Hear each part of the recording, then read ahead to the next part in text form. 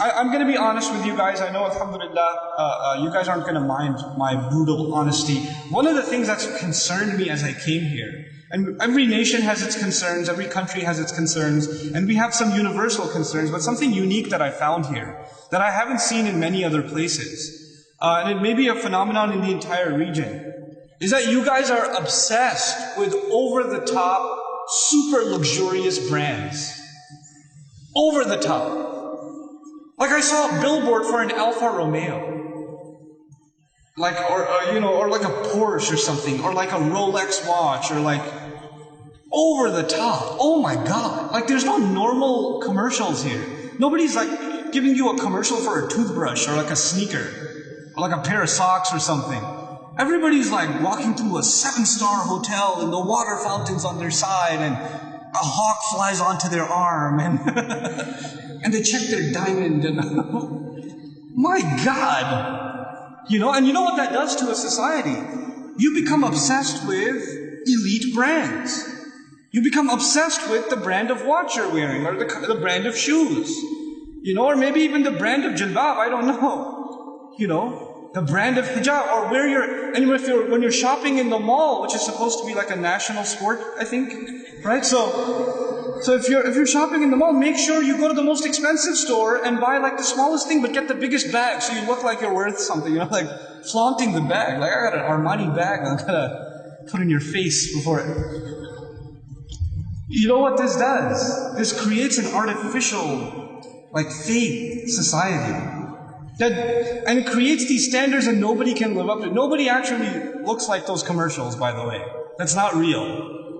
All that's fake. And people get so deluded by that. And then the people around them get deluded by that. If you're really going to be a sahib in this society, make being normal celebrated. Don't celebrate being over the top and posh and overly, luxurious. Celebrate normalcy. Celebrate being yourself. It's something cool. You don't have to be someone you're not. You don't have to live up to this fake standard of living that really nobody should be, that should be a normal state. It's not sustainable. It's not healthy for you to want that for your life. That's not a goal to live by. And by the way, if that's your goal, like you're always going to be smiling and like checking your brand name watch and then flipping on the giant screen TV and overlooking the balcony of this amazing hotel, and jump into the swimming pool and all of that. If that's the life you're dreaming about, you're going to live a miserable life. Maybe you'll get those things, and people who get those things are still miserable. Some of the richest counties in the United States have the highest suicide rates. They have everything. They have everything, and they have the highest suicide rates. How many like platinum musicians, artists from the United States, Hollywood actors are dying of drug overdoses? They're so depressed with reality that they want to drug themselves up so they don't have to face reality. And they're killing themselves over it. These are not people you want to be like. These are people you want to feel sorry for. You don't want to be like them. It's unfortunate that an entire generation of Muslims all over the world is like going crazy over pathetic, sad cases like Justin Bieber. I feel sorry for the guy, honestly. Honestly, I feel sorry for him. He's a kid. And they've set him up to, they've put this like crazy world around him. And people are like crying and like having spiritual experiences when he walks by and stuff. Like, why? Why? This is part of being sahib, being responsible citizens to your people. Setting a standard for what you should live up to. When you start not being so deluded by fashion, deluded by brands, and so deluded by the next material thing. Oh, I only have an iPhone 4, I can't be your friend. You have an iPhone 5. You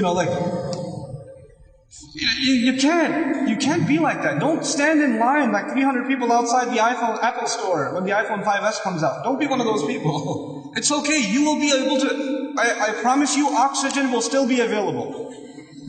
You'll still be able to breathe and live your life if you're not the first one to have it. And about the people who buy it, guess what? They don't keep it in their pocket. They put it in front of them in the musalla, Allahu Akbar. So the guy looks like, 5S. Sami Allahu liman hamida. Like, come on. You know?